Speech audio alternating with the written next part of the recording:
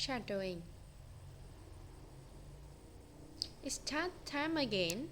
The United States presidential election is around the corner. Every 4 years, the American people decide whether a Democrat or a Republican gets to live in White House for the next 4 years. But how exactly does the United States presidential election work?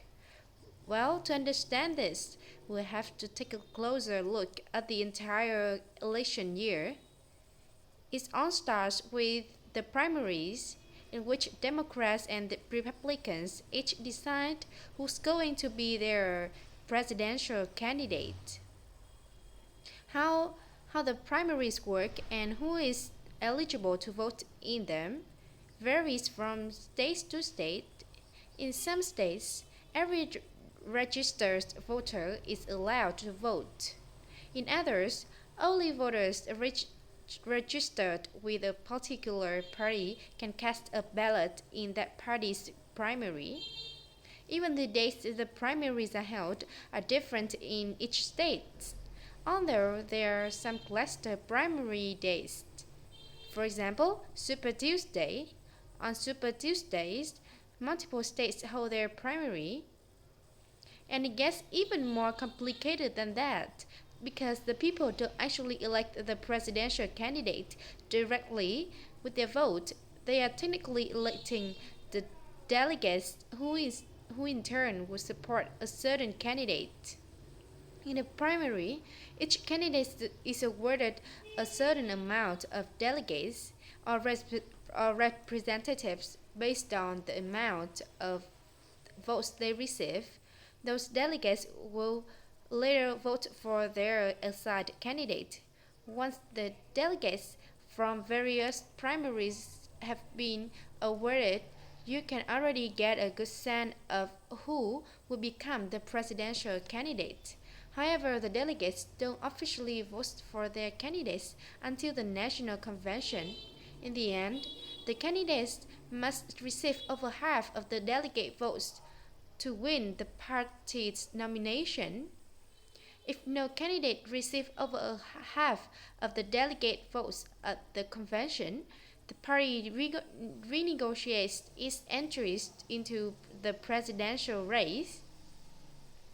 Additionally, sometimes candidates will end their presidential bids, and then the delegates will have to vote again. In this case, the delegates don't necessarily have to vote for their candidates again, but are now free to choose whomever they like.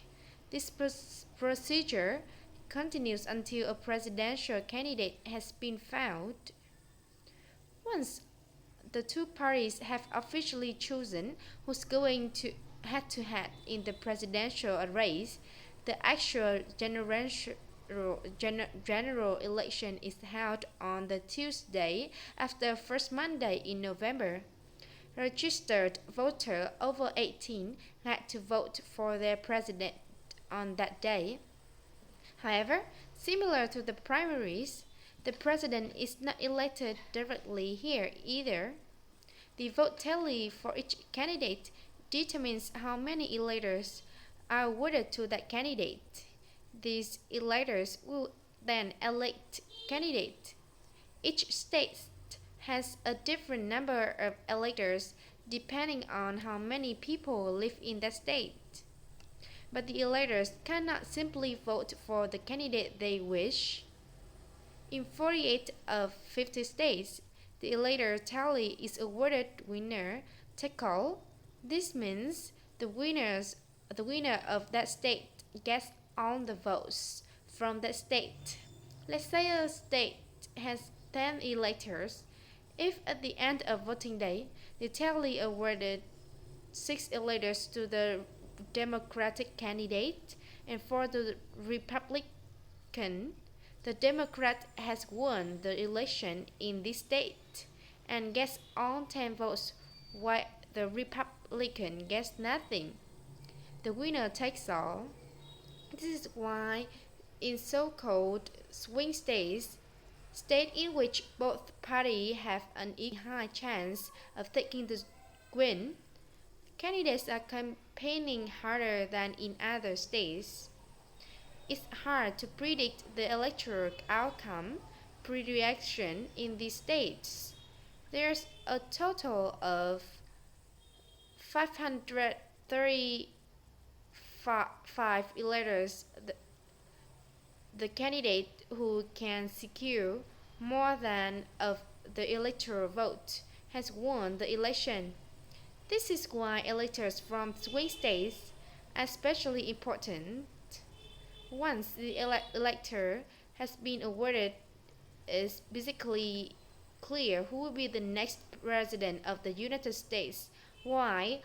While officially the decision is only made by the Electoral College, which is the body made up of the awarded electors.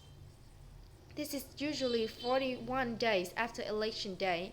On that day, the electors vote in their states. These votes are then counted in Congress around the beginning of January, and it is in Congress too where the next occupant of the White House later officially announced. Finally, the in- inauguration of the next president takes place on January 10, 20 to formally end the election year.